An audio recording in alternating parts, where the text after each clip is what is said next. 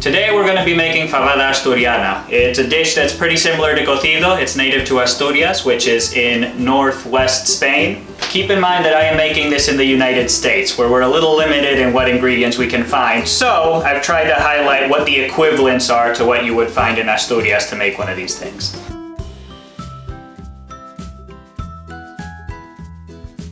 Here we have the base of the dish, which in the US are called lima beans and in Spain are usually referred to as judías de la granja or faves. They're a larger kind of bean that swells more when put in water, like we've done here. Here we have chorizo palacios, which is one of the better known brands in Spain. And this is what's going to release most of the fat that allows the rest of the ingredients to cook. This is thick cut American bacon, which in Spain is usually called tocino or panceta. When you're shopping this, go for the varieties that cut in really thick slices. In Spain, the main continuous chunks of meat that are put in fabada are usually called lacón. The closest thing you can find in the States is a ham steak. So we're putting this in as well to give it a little bit of that consistency and a little bit of that texture. And now for what some people would call an act of cooking sacrilege, we're going to be putting potatoes and carrots in here. This is not unheard of in variations of fabada. Some purists think you should only put meat in it. What is unusual and what you should probably stay away from are additional vegetables, especially things like onion and garlic. You don't need it for this recipe. We're gonna cut these into pieces that are just small enough to fit in the pot without any real problem. What that usually means for carrots these big is cut them into thirds. And for the potatoes, I'm just gonna cut them into fourths or eighths. So to let the juices out, we're just gonna stab this a few times. Try to get a good set of holes throughout. And let's do the other side too for good measure. There's this little portion with a string here that we're gonna cut off. We don't wanna boil that.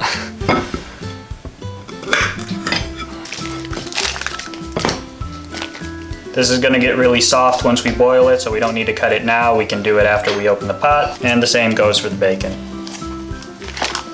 Oh, that looks really good. There we go, that's all the meat. In Asturias, they have a stew kit that's a mix of all three of these ingredients plus something called morcilla, which is Spanish blood sausage, and they call it compango. That's a little hard to find in the States, so we're making it out of these three composites. All right, so now we're moving over to the cooker. We're gonna start putting in the ham and the chorizo. And let's go ahead and add the potatoes and the carrots. And then finally the slices of bacon.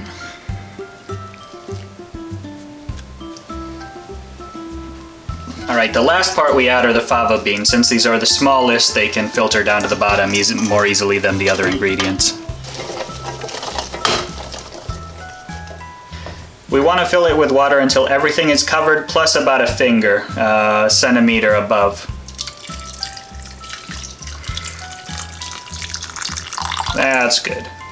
Before I close it, a couple of things you may have noticed are missing that we're not putting in. A, no olive oil. The chorizo is going to give us plenty of fat to be able to cook the rest of the ingredients with. And B, no salt. Fava beans will sometimes come apart if you put in salt at the beginning of cooking. And the other ingredients we have, like the bacon and the ham, already have some salt in them. Now we're going to close the cooker. Turn the burner on to full blast and wait for that to reach pressure. Once it does, we're going to let it cook for 25 minutes.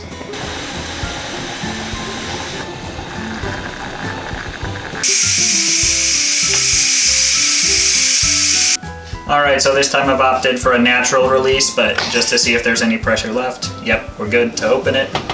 So let's see what we got.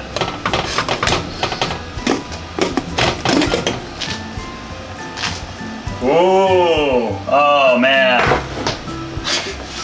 Yeah, that's exactly the color we wanted, the orangish kind of look. Let me see if I can find the chorizo.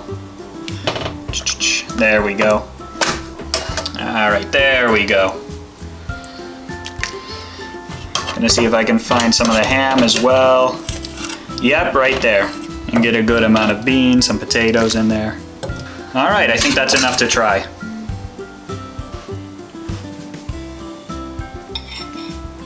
Ooh. That's really good. This is probably the richest recipe I've made on this channel yet.